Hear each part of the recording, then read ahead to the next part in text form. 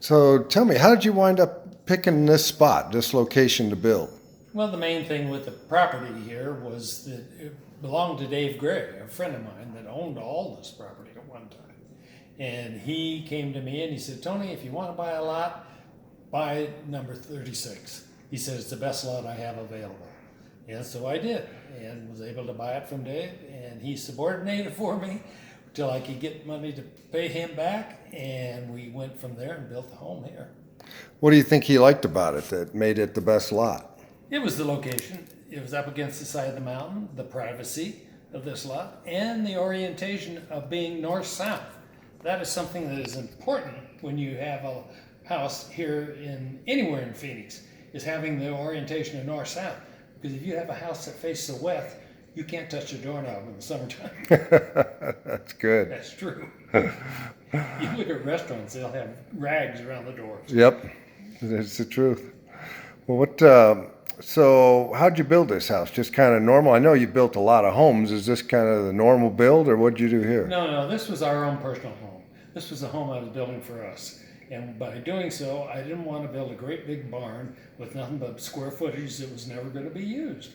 So we put the money into building the home instead of building just a large home with a bunch of vacant rooms that we'd never want to use. So you put more money in quality rather than size, kind Absolutely. of a thing? That's what we wanted. And we built a home that was wide open, family oriented, nothing fancy to the point where it was a formal home. It's just a comfortable home that everybody can enjoy. Just kind of a great room that you centered the rest of the house around. Absolutely. What'd you do quality-wise? What stands out to you that you don't always see? Well, the number one thing was I tried to build quality instead of quantity. And we ended up putting a metal roof on this, which is a forever roof. You never have to touch it again.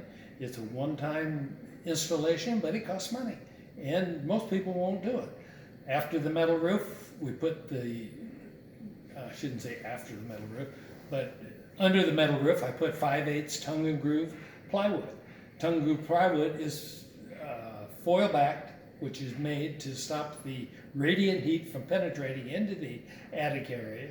And then I put all the insulation up against the ceiling, which stops all the heat from coming in and makes the air conditioning much easier to operate and much more efficient. What about the AC? Did you put in a standard air conditioning No, system? we use Trane.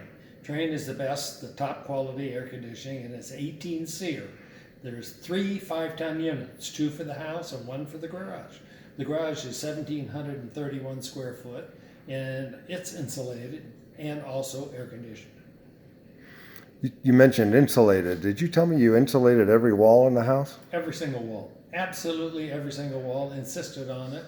When I was doing it, the insulators came in, they said, well, what do you want to do these little pony walls for? I said, I want every wall insulated. And they finally agreed, okay, we'll do them all. Most people don't do that, but it just makes the house much quieter and much nicer. These floors look pretty special. Looks like a good quality travertine. What else did you do to finish it off with quality? Everything about the house was built with the idea of quality involved. I turn around, all the doors in the house are 2-inch solid alder wood doors. They're 8 foot tall, no 6/8 doors anywhere in the house, and which makes it so much nicer. When you close the door, it's shut, it's quality. All the cabinets in the house are alder wood. Every one of them are custom built. They're built with, started to say 3/4 plywood. They're all built with German plywood drawers, which are Russian, excuse me. Yeah, that's good. Russian plywood, which is real dense, fine plywood and very strong. And you just don't get that in your normal type of cabinets that you get from Home Depot or one of the IKEA type cabinets. What about the appliances? Are those The good? appliances are all Viking appliances. We put in 2 trash compactors, one for the regular garbage, one for the recycle, and you only take the trash out once a week when the trash cans are due on the street. Otherwise, you never have to empty them with a trash compactor. Nice. Yeah, I noticed that you did hand-laid pavers on the driveway. That driveway's huge. How long is that thing? It's over 360 feet long with all the pavers in it, but it just makes so much nicer, much more quality. Instead of putting in concrete, put exposed aggregate or such as that concrete, it doesn't look like it's been driven on forever, and it just makes it more attractive. Does it crack like concrete? No, you don't have any problems with that. And the mere fact that if you do get something messed up on it, somebody comes in, drips oil or such as that, you can repaste the pavers. Can't do that with concrete. Just wind up replacing a whole section, huh? Yeah, exactly. No, that makes sense. I noticed you've got 2 trash compactors in there. I don't think I've ever seen that in a home. Why is that? Well, like I said, the reason is you turn around and take the trash out once a week. Did you say You that? turn around, there's one for private or for wet garbage or the regular trash, and the other one for the recycle. And that way, Monday night we take out the wet garbage one, and on Thursday night we put out the recycle, but you only do it once a week. That's pretty great. What about the windows? I mean, it's not the usual sliders that I see. Why is that? Now we put in casement windows, which are made by Weather Shield. They're E-glass, what do they call it? Low E glass? Yeah, it's E2 glass or something. I can't remember what it's called. But it's a special gas they put in the windows to help reduce the ambient air coming in. And they're all casement, which are really nice. They just crank out instead of having sliders. Sliders just are usually what you find in a standard home. Track home kind of a thing? Yeah.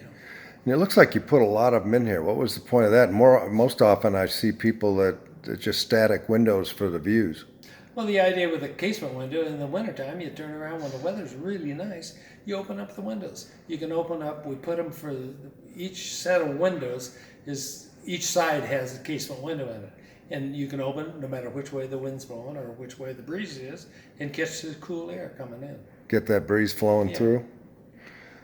Good. And then, the last thing is, it's funny, you haven't even talked about what most people probably notice, the views. How's that? Absolutely. Every window in this house, you look out, there's a view. Even the laundry room. That was one thing my wife insisted on, was a laundry room with a view. And every single window rather in the house has a view out of it. We don't even put shades up because you don't need them.